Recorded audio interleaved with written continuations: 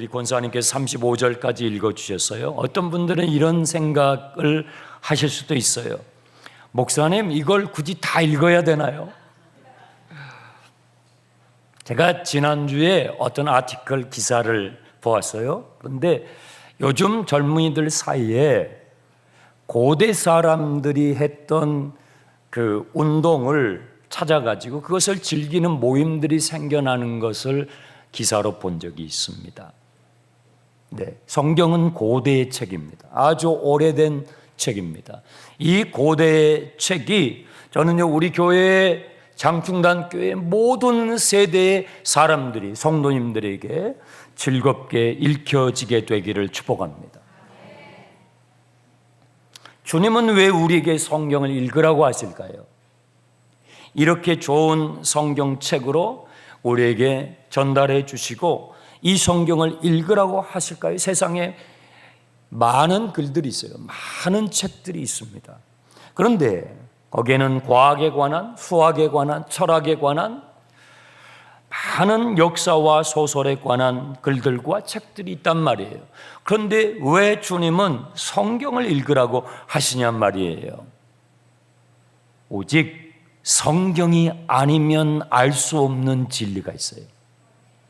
성경을 읽어야만이 우리가 알 수 있는 나에 대하여 여러분의 삶에 대한, 여러분의 인생에 대한 오직 성경 안에만이 담겨있는 진리, 세상이 바뀌고 바뀌어도 결코 바뀌어지지 않는 불변의 진리, 그것이 성경에 담겨있기 때문에 주님께서는 성경을 읽으라고 하시는 것입니다. 하루를 시작할 때에 성경을 읽으십시오. 하루를 마무리할 때에 성경을 읽고 하루를 마무리하시기 바랍니다. 그러면 왜 출애굽기를 읽어야 합니까? 출애굽기를. 인간의 구원은요, 우리의 구원은 오직 인간의 힘만으로는 불가능하다는 것을 보여주는 책이 출애굽기예요. 출애굽, 애굽에서 탈출하라는 거예요. 그런데 이스라엘 백성들은 애굽에 지금 종살이하고 있습니다. 종살이하고 있는 그 이스라엘 자손들은요, 그들의 힘만으로는 애굽에서 탈출할 수가 없어요. 그 애굽을 통치하고 있는 왕 바로는요, 이스라엘 자손들을 내보내줄 마음이 일도 없어요. 하나도 없어요. 추호도 없어요. 그는 절대 군주입니다. 제국의 왕들은요, 스스로 신이라고 자처합니다. 그 제국에 있는 모든 영역 안에 있는 것들을 다 통치할 뿐만 아니라 그 제국 속에 있는 사람들과 짐승 가축들을 자기의 말로 그들의 생사를 결정한다라고 확신하는 사람이 이 절대 군주인 바로예요. 그런데 더욱 안타까운 사실은요, 이 애굽에서 종살이하고 있는 이스라엘 자손들은요, 굳이 우리가 애굽에서 나갈 필요가 있을까? 이렇게 마음을 먹어요. 불편하기도 하고 힘든 것도 있고 어려운 것도 있지만, 그런데 애굽에서 다 먹고 사는 게 해결이 되는데 우리가 굳이 애굽에서 나갈 필요가 있을까? 그래서 출애굽이 어려운 것입니다. 하나님을 떠나 하나님을 잃어버린 타락한 아담의 후손인 우리 인간이 처해 있는 실존적인 문제는요, 우리가 죄에 중독되어 있다는 것입니다. 우리가 죄에 묶여 있다는 것입니다. 우리가 죄에 매여 있다는 것입니다. 그런데 그런 우리는요, 죄에서 벗어날 실력이 없다는 거죠. 우리는 우리의 실력으로 죄에서 벗어날 수가 없어요. 또 죄에서 벗어나려고 하려고도 하지 않아요. 이것이 출애굽기의 내용이에요. 그래서 우리는 출애굽기를 읽는 거죠. 이것이 모세 그 시대의 사람들만의 얘기가 아니라 오늘 현대를 살아가는 저와 여러분의 이야기인 것이죠. 하나님께서는 10가지 재앙을 사용하셔요. 그런데 그 10가지 재앙 가운데서 주님께서 가장 지금 마음에 두고 계시는 재앙이 몇 번째죠? 10번째 재앙이에요. 여러분, 이렇게 알고 계시는 분들도 계실 거예요. 이 10번째 재앙, 어린 양의 피 뭘 말하죠? 인간의 구원은, 저와 여러분의 구원은 결코 우리의 힘만으로는 불가능하다는 메시지인 것입니다. 하나님이 도와주셔야 돼요. 자, 1절을 보시기 바랍니다. 여호와께서 모세에게 이르시되 바로에게 들어가서 그에게 이르라. 히브리 사람의 하나님 여호와께서 말씀하시기를 내 백성을 보내라. 그들이 나를 섬길 것이다. 그들이 나를 섬긴다는 이 원어적인 의미는 예배하게 될 것이다 라는 뜻입니다. 하나님의 백성이 되어져가는 가시적인 증거는요, 예배입니다. 예배에 참여한다는 것, 내가 지금 예배의 자리에 왔다라는 것은 하나님의 백성이 되어져가는 외적인 표현인 것이죠. 애굽의 왕 바로는요, 여기에서 예배드리라는, 이 땅에서 예배드리라고 타협안을 제시했어요. 모세는 단호하게 거절합니다. 우리는 하나님께서 말씀하신 대로 광야에 3일 가서 하나님이 지시한 그곳에 가서 우리는 예배할 것이라고 바로에게 계속 말하는 것입니다. 여러분, 광야는 애굽의 영향권에서 벗어난 지점을 말해요. 번거로우시겠지만, 불편하시겠지만 예배당에 나오셔서 예배하시기 바랍니다. 애굽의 왕 바로는 멀리 가지 말고 여기서 예배하면 안 되냐고, 내 땅에서 예배하면 안 되냐고, 여러분의 집에서 소파에서 편안하게 파자마를 입고 비대면으로 예배하면 안 되냐고. 우리에게 이렇게 속삭입니다. 예, 이렇게 속삭입니다. 모세는요, 안 된다고.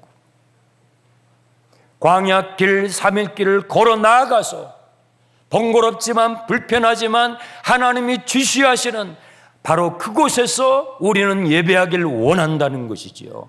진정한 예배, 하나님이 받으시는 예배에 대해서 우리에게 가르쳐주고 있는 것입니다. 2절, 만일에 이것을 거절하게 된다면 하나님의 손이 들판에 있는 애굽의 가축들, 말과 나귀와 낙타와 소와 양들에게 돌림병이 생기게 할 것이다. 이 일이 우연하게 생긴 질병이 아니라 하나님께서 하신 일인 것을 고센 땅에 있는 이스라엘 백성들의 가축에는 전혀 그런 일이 없으므로 명백하게 드러내실 것을 주님이 말씀하셨어요. 재앙의 범위를 정하시고 또 재앙의 기한을 정하시는데, 5절 기한을 정하시는데 내일 이 일을 하시겠다고 말씀하셔요. 바로는요, 웃기는 소리 하고 있네. 하나님의 경고의 말씀을 무시해요. 자기가 절대 군주거든요. 제국의 통치자들은요, 자기 자신이 신이에요. 자기의 말 한마디면 그 제국 안에 있는 사람들의 목숨은 파리 목숨이에요. 그런 존재이니까 하나님의 말씀 눈에 보이지 않는 하나님의 말씀이 들어오겠냐고. 이것이 인간의 오만함이고 바로의 오만함이 바로 저와 여러분의 마음속에도 있습니다. 우리의 마음속에도 이 오만함이 있어요. 경고 한마디를 해줘야 돼. 들판에 나가서 일을 하고 있는 애굽 백성들은 이 말을 모르잖아요. 이 경고를 듣지 못하잖아요. 그러면 왕이 방송이라도 한번 내보내고 문자로라도 한번 보내주면 좋잖아요. 그런데 애굽 왕 바로는 오만해가지고 그것을 웃어 넘기고 말았어요. 다음 날 어떤 일이 벌어졌어요? 6절 이튿날 여호와께서 이 일을 행하시니 애굽의 모든 들판에 있는 가축들이 죽게 됐어요. 그러나 고센 땅에 있는 하나님의 자녀들의 가축에는 하나의 피해가 입지 않았습니다. 하지만 바로는 이런 일을 보고받고도 그의 완악한 마음을 돌이키지 않았다라고 성경이 기록하고 있습니다. 주님은 6번째 재앙을 준비하십니다. 화덕에 죄를 날려서 그 죄를 애굽 사람들의 그리고 짐승들에게 악성 종기가 생기도록 했습니다.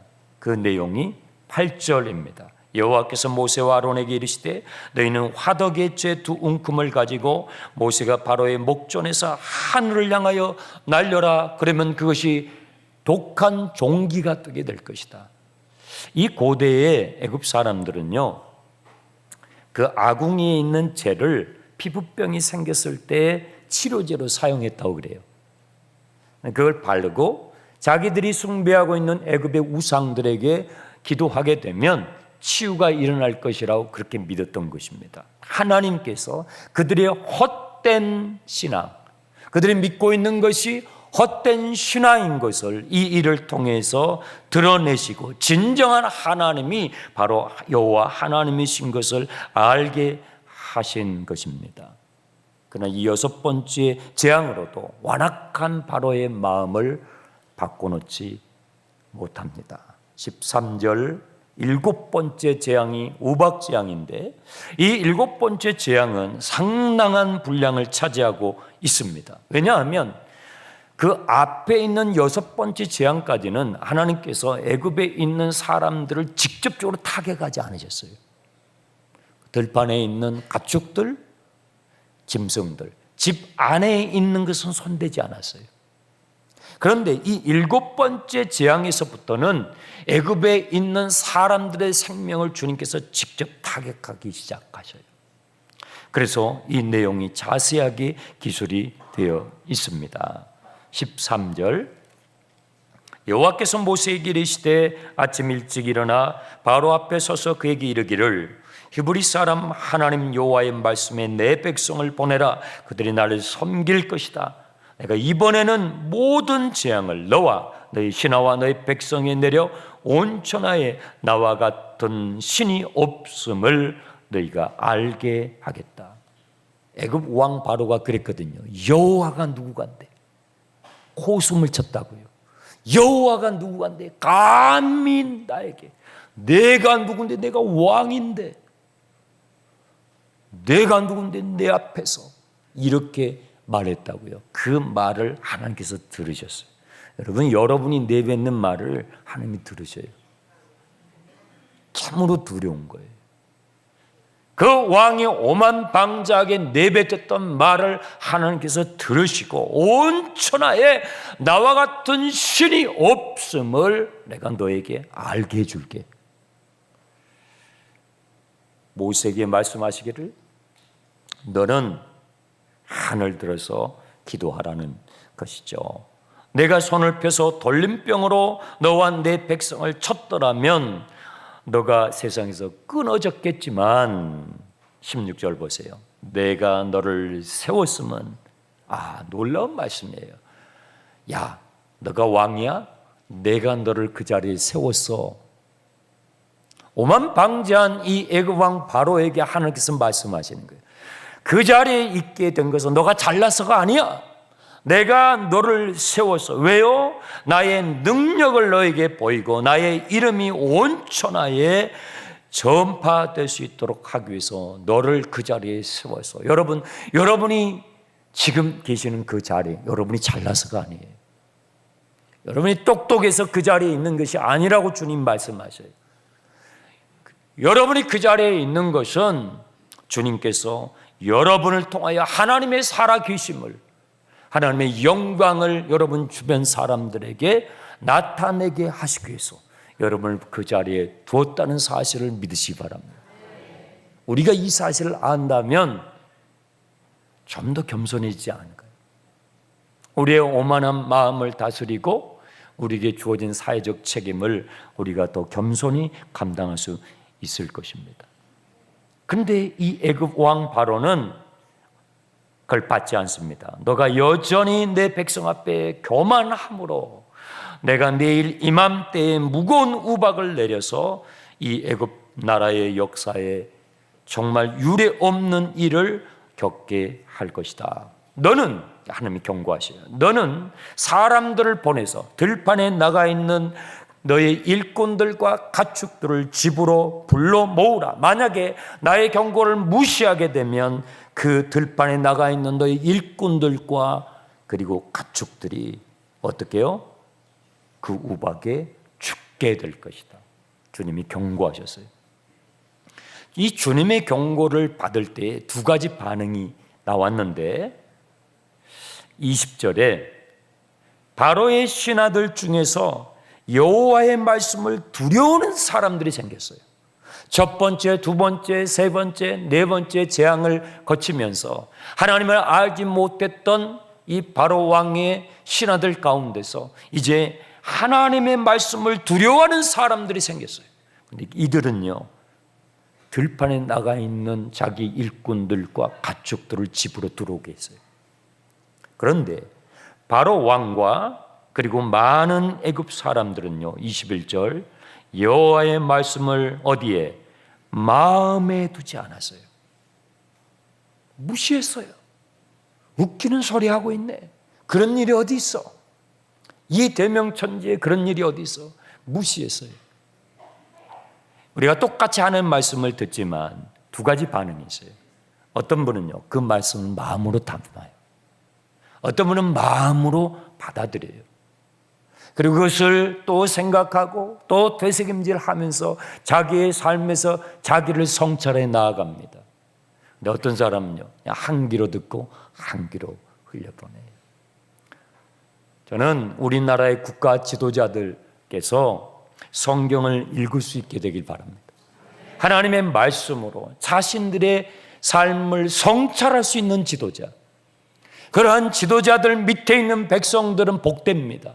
그런데 이 애굽 왕 바로는 하나님의 말씀을 듣고 경고를 듣지만 자기를 성찰하지 않아요. 수많은 백성들이 재산의 피해를 입고 생명이 위태롭게 되었지만 그 하나님의 경고를 듣고 자기를 돌아보질 않아요. 그 밑에 있는 백성들은 참으로 비참한 것입니다. 그랬더니 여호와의 말씀을 마음에 두지 않게 되었어요. 23절에 모세가 하늘을 향하여 지팡이를 들고 하나님 앞에 기도할 때에 하늘에서 천둥소리 우레소리와 함께 우박이 떨어지는데 불덩어리와 함께 떨어졌다고 그래요. 여러분, 주먹만한 우박이 떨어지는 거 보셨죠? 가끔씩 TV에서 매스컴에서 보여줄 때가 있어요. 그런 우박이 불덩어리와 함께 애굽 전역을 강타하는 거예요. 들판에 있는 그 소식을 듣지 못한, 그 경고를 듣지 못했던 일꾼들과 사람들과 가축들이 초토화되는 거예요. 하나님의 경고를 무시했죠. 그러나 그 주님의 경고를 마음으로 받고 집 안으로 사람들을 피신하게 하고 가축들을 대피하게 했던 사람들은 하나도 피해를 입지 않았어요. 저는 여러분이 주님의 말씀을 읽으실 때, 들으실 때 여러분의 마음으로 받을 수 있게 되기를 바랍니다. 이렇게 되니까 여러분, 26절에 이스라엘 자손들이 있는 고센 땅에는요, 우박이 하나도 내리지 않았어요. 그러니까 하나님의 백성들과 그렇지 않는 땅을 현저하게 주님께서 구별하시고, 이것이 우연한 사건이 아니라 하나님의 역사인 것을 명백하게 보여주셨어요.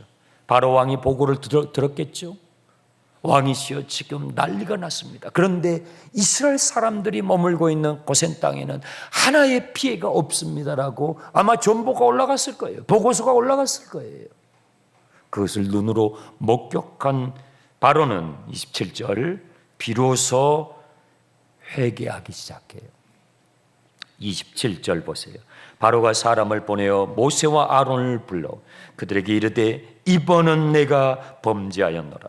여호와는 의로우시고 나와 나의 백성은 악하도다.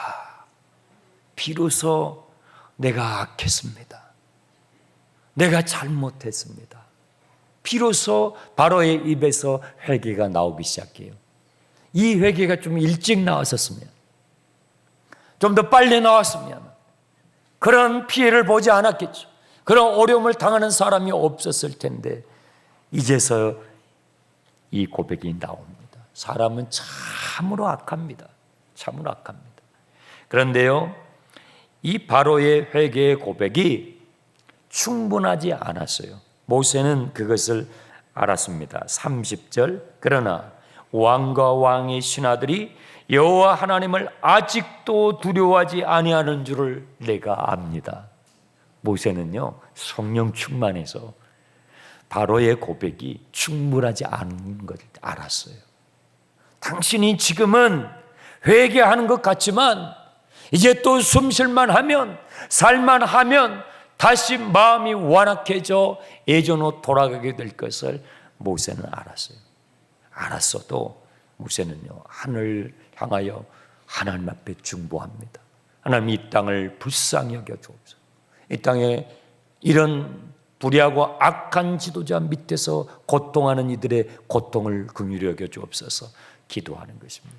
여러분, 3차 전도 작정, 여러분이 작정하신 분들의 이름을 써주시고 그분들의 이름이 떠올 때마다 중보해 주시기 바랍니다.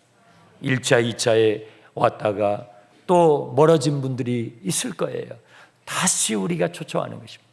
재방문하실 수 있도록 초청하는 것입니다. 그분들을 위해서 기도할 때에 주님께서 그분들의 마음을 두드려 주실 줄 믿습니다. 바로의 마음은요, 34절 35절에 다시 완악해졌어요. 하나님께서는 바로와 애굽 사람들이 그 헛된 신화와 헛된 우상에 묶여있는 그들을 하나씩 놓고 하시며 그 헛된 우상들을 허무시며 지금 부르고 계시는 것입니다. 말씀을 정리합니다. 여러분에게 묻고 싶습니다. 여러분 안의 우상은 무엇입니까? 여러분 안에 무너져야 되는 헛된 신화들은 무엇입니까? 오만의 이 바로왕처럼 오만의 노예가 되어가고 있는 분은 없습니까? 탐욕의 노예가 되어가고 있는 분은 없습니까? 음란함의 노예가 되어가는 분은 없습니까? 증오심의 노예가 되어가는 분은 없습니까? 예수를 믿는데요, 막 증오에 사로잡혀 있어요. 물질의 노예가 되어가는 분은 없습니까? 자본주의 사회에서 물질의 노예가 되지 않고 살아가기가 얼마나 어려운지 여러분 아시잖아요. 물질의 노예가 되어가고 있는 분은 없습니까? 우리를 출애굽게 하시는 분은 우리의 구원의 하나님인 줄 믿습니다. 출애굽기의 말씀을 여러분이 읽을 때 이 하나님의 말씀을 읽고 그 하나님을 예배하고 찬양하며 그분의 이름으로 기도할 때 여러분 안에 묶여졌던 것들이 풀려지고 주님의 그 자유케 하심을 경험하게 되시길 주님의 이름으로 축원합니다. 기도하겠습니다. 하나님 아버지, 우리의 힘이 되시는 하나님, 우리를 자유케 하시는 하나님, 출애굽게 하시는 그 하나님의 놀라운 구원의 역사가 출애굽기의 말씀을 통하여 우리의 삶 가운데 누려지게 해 주시옵소서. 예수님의 이름으로 기도합니다.